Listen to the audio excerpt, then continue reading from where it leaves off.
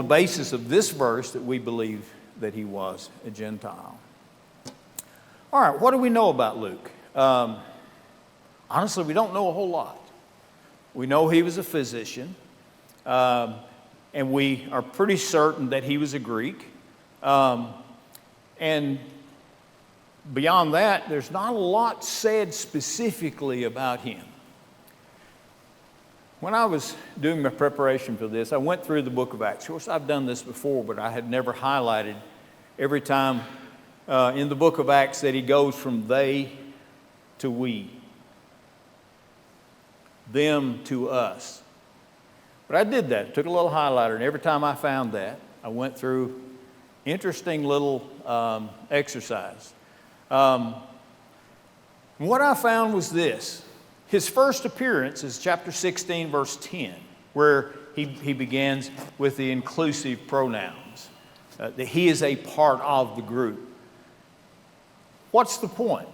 There are times that are recorded in the book of Acts where he's not with them. There are times where he is with them. And in chapter 16 and verse 10, he begins to include himself in the group. And he first appears at Troas on Paul's second journey. When he leaves Troas with Paul and company, they go to Philippi. After Philippi, it's no longer us and we, it's them and they. And that's in chapter 16 and verse 13. So not a lot of time. Troas and Philippi are fairly close by. What's interesting, and I had never made this connection, is when you see him again, it's Paul's third journey, and guess where Paul is when he picks him up? Or at least he becomes part of the group. He's back at Philippi. How much time has elapsed? I did some brief calculation, and we're talking about approximately 4 years that has elapsed between when we see Luke with Paul and Paul picks him up again on the third missionary journey. And it's in the same place where, did he stay in Philippi the whole time? I have no earthly idea. Was he from Philippi or Troas? Eusebius says that he was probably from Antioch of Syria and that Paul had converted him early on. Other than his word, we don't really know. But it's interesting that he leaves there on the second missionary journey. He picks him back up there on the third missionary journey. And then he goes with him. And there are a number of events that happen. I've listed just a few of them here. On the way back to Jerusalem when Paul's going to get arrested. And there are several events. Eutychus, remember? Eutychus fell out of the window. That was in Troas. And then we've got the Ephesian elders where Paul meets with them and he warns them about those who are going to fall away among them. They sail from there to Tyre, and in Tyre he is warned of the Spirit not to go to Jerusalem. Then Agabus at Caesarea warns him again. Luke's with them the whole time. They go to Jerusalem in Acts 21 verse 17, and they're in Jerusalem for, y'all bear with me, this makes sense a little later on, okay? As we get into some of the points that we're going to be making from the book.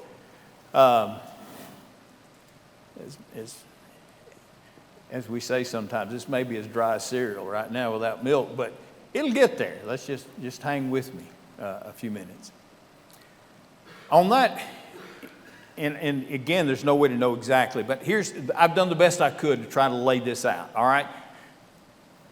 He's in Jerusalem a couple of days, and then, he's told by James and the others there to take these 4 men and to basically cleanse himself and so that he can go into the temple. And about 10 days elapse while all that's happening. He's arrested on the 9th or 10th day in Jerusalem. All right, so he's in Jerusalem. Luke's in Jerusalem during this same period of time. The scourging, in which Paul says you're going to scourge a Roman, and the chief centurion comes down and says, "What do you mean?" And he says, "I'm a Roman." So he kind of frightened them all. So the council is the next day where he brings them in and said, "What are y'all accusing him of?" Around day 13 or 14, the Jews swear an oath that they're not going to eat or drink until they kill Paul. And that didn't happen for another 30 years, and they didn't do it. So I'm assuming they either broke their oath or they died of starvation. Day 15 or so, 14 or 15, he's taken to Caesarea. And there's Annas, the high priest, comes and makes accusation on about day 20, if I could. And then he's in Caesarea for 2 whole years. Luke's with him the whole time, apparently. Caesarea is about a 2-day walk from Jerusalem. And this all makes sense in just a second. He's also with Paul in the first imprisonment, Colossians 4, Philemon, the first chapter. And he's with Paul in the final imprisonment, 2 Timothy 4, verse 11. He was with Paul as they went back to Rome eventually. He was in the shipwreck. Go back and read. How do you miss those things? But I didn't remember that. It's an us and we thing.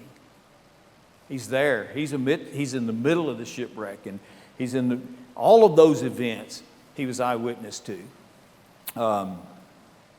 Anyway, fascinating. All right, there we go. All right, so what do we know about Luke? That's pretty much everything we know. What I've gone through, that's pretty much everything we know about Luke. One of the questions that should have been a thought question on this handout was why would it have been important? And again, we're guessing here. Why do you think it would have been important for a Gentile to write the book of Acts? Any thoughts?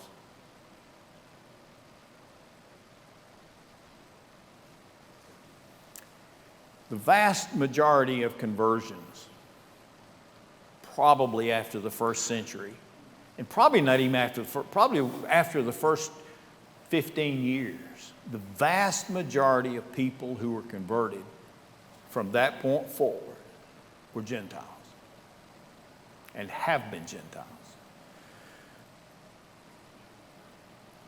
If indeed Luke wrote Acts and the Gospel of Luke, he wrote 1/4, 1/4 of the entire New Testament by volume. Why is that important? Well, I think we are the great beneficiaries of what he does. And it seemed to have been important to the Lord to have someone other than a Jew write some of the great works of the New Testament, the inspired copies of the gospel and the initial establishment of the church. All right, going back to the book of Luke, any comments real quickly? I'm on about slide 7, and I think I've got 25, so are we going to get there tonight? Nope, probably not. All right, I don't see any hands. Luke's perspective on things is obviously unique. And when you look at the book of Luke, what you're going to find out is very, very early on. Matter of fact, when Simeon, remember the old man, Simeon, sees the Lord, holds the Lord, it says he took him in his arms, he praised God, and he said, now you can send me, now I can die in peace, basically. For I have seen the salvation, I have seen your salvation, verse 30. You have prepared it in the presence of all the people. But look at the next phrase. He is a light for revelation to the nations, some versions say, to the Gentiles, and a glory to your people Israel. He's going to bookend his gospel by talking about that one of the purposes of Jesus coming was for the Gentiles, the nations. Literally, that's how that's translated, the ethos, everybody else, as opposed to the nation. He concludes the book quoting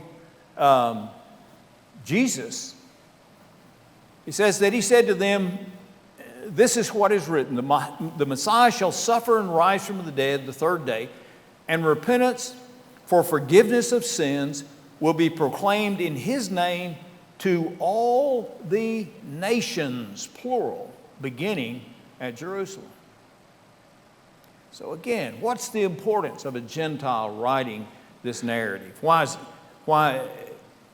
it seems to me that it means something to me, and I think it should mean something to all of us who are indeed the nations. All right.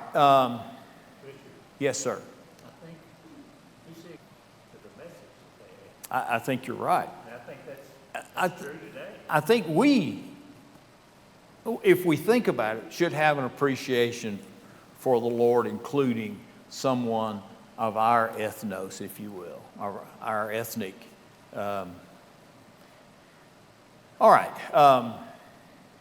In Acts, the first chapter, beginning in verses 1 through 3, he says, "I wrote the first narrative, Theophilus, about all that Jesus began to do and teach, until the day he was taken up, after he had given instructions," or commands, most versions say, "through the Holy Spirit to the apostles he had chosen. After he had suffered, he also presented himself alive to them by many convincing proofs, appearing to them over a period of 40 days and speaking about the kingdom of God." Even here, you see that he's alluding to something else. He says, "I wrote to you the first time." In Luke's account, he calls him O Theophilus, or most excellent Theophilus, which is, I think I've got it on slide here.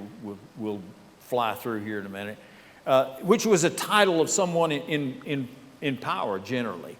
I think Paul uses it for Agrippa, I believe it was. Most excellent, same exact terminology. Tertullius, when he's trying to butter up, was it Festus? He uses the term. And so who is Theophilus? Well, we kind of assume that he was someone in a position of power, that Luke had interacted with, had taught, had written the first account of the life of Christ to as a personal letter in essence. And what's interesting about this verse, he says that first treatise was about what Jesus began to do and teach. This is a continuation of where he left off. And if you look at the end of Luke and the beginning of Acts, I mean, it's right there. He just starts right where he left off. What's interesting here about the convincing proofs, and we'll talk about that in a few moments as well, it literally means infallible proof. And the proof that he's writing to them was something that was indisputable. All right. No, more. Excuse me. And personal observation, and some people think feedback by interviewing Mary Jesus' mother. Hold that, we're going to get there. All right. I go to Luke from that point, and the LUK down there, which is abbreviation that came from the program I was using. I usually go LK, so anyway, it doesn't matter. In Luke 1 through 4, he says, "Many have undertaken to compile a narrative about the events that have been fulfilled among us, just as the original eyewitnesses and servants of the word handed them down to," there's your pronoun. Who to hand them down to? Us. He includes himself there. And we'll talk about that in just a few minutes. "So also it seemed good to me, having carefully investigated everything from the very first, to write to you in an orderly sequence, most honorable Theophilus, so that you may know the certainty of the things about which you have been instructed." So, did I miss a slide there? All right. That's the next point I was going to make. Luke had access to eyewitnesses. I did a little bit of math. Math's not my subject. But even someone as unskilled as I am can do a little bit of figuring. If Mary was 20, because the date of the book, we'll look briefly at this in a few moments, is probably around 62 AD. Christ probably died around 31. So how many years? 31 years.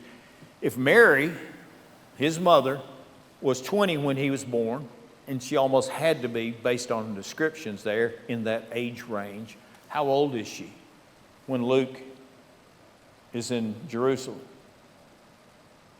In her 50s, right? Got to be. Early 50s, probably.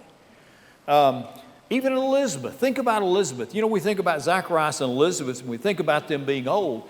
And when the Lord tells Zacharias he's going to have a son, he's like, man, I'm old. Well, he was to have a child. But when you may remember, and you may not, how old or what was the age cutoff for a priest serving?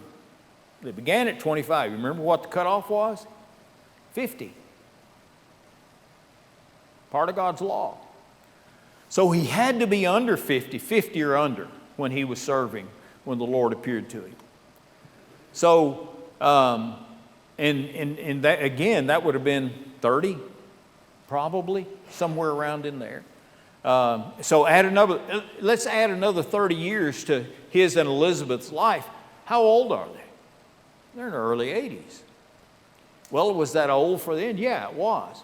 How old was Anna, the prophetess? You ever do any math? She's either 110 or 111. It was uncommon for them to live long lives then, but they did. So it's very possible that Mary's alive, and that she's a vibrant, fairly young woman. And 50 is young to me, okay? 50 didn't used to be young to me, but it's very young to me now.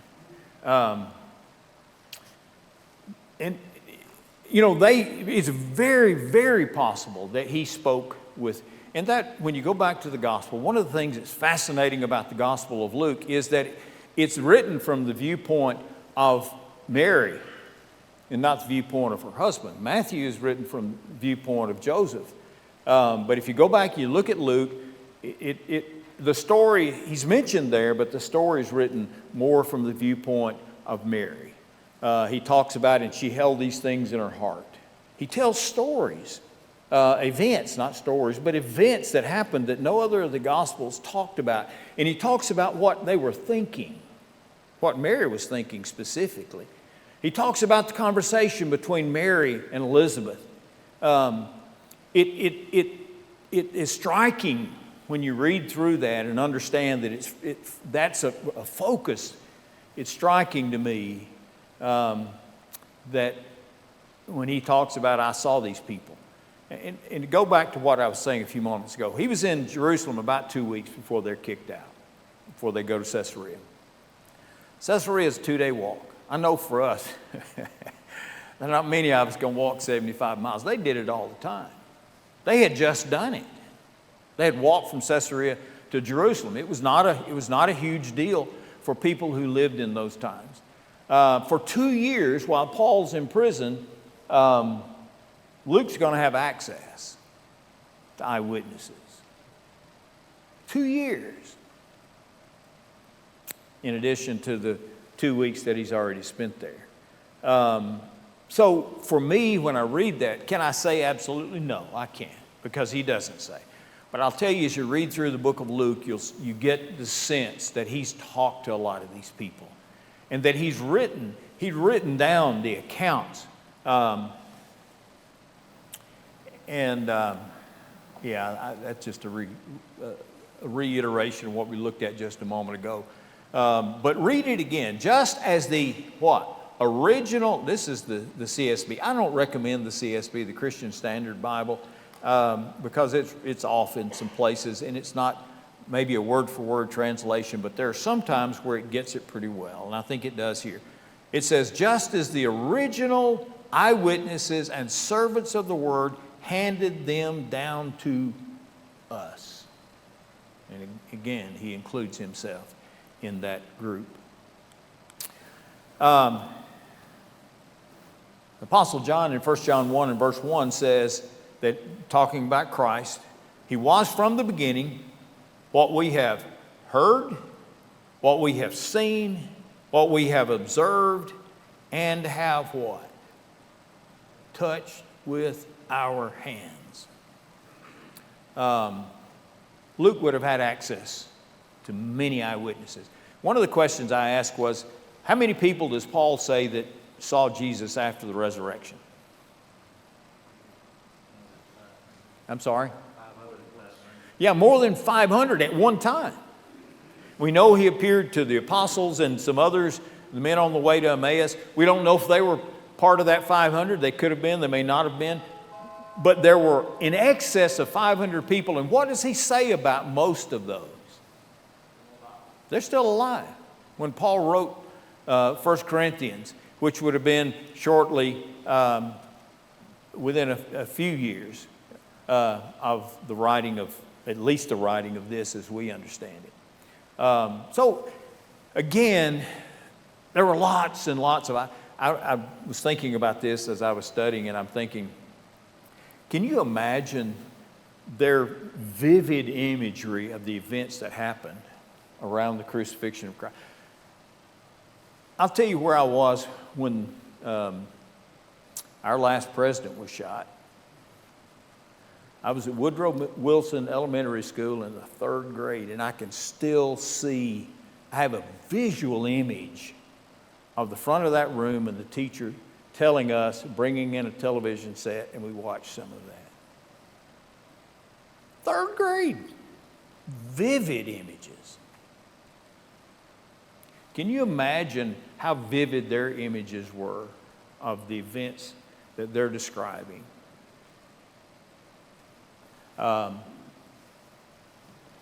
Amazing, unbelievable opportunity for someone who has heard the message and who has seen and listened and believed, and to get to talk to. Paul had seen Christ, but he hadn't been part of the events of the crucifixion as far as we know. Let me see. Let me get caught up here. I don't know if you can read this or not, but I saw an interesting quote. Charles Colson, which was Richard Nixon's special counsel, who became a Christian later in his life. You may have seen the quote. He says, "I know the resurrection is a fact, and Watergate, this is his quote, proved it to me, because 12 men testified that they had seen Jesus raised from the dead. Then they proclaimed that truth for 40 years, never once denying it. Every one of them was beaten, tortured, stoned, and put in prison. They would not have endured that if it were not true. Watergate embroiled 12 of the most powerful men in the world, and they couldn't keep alive for 3 weeks. You're telling me that 12 apostles could keep alive for 40 years? Absolutely impossible. Why did these men die? They believed. There was no doubt in their minds. And to be able to talk to some of them, even for a short period of time, would have been amazing. Thank you, guys. I appreciate your patience.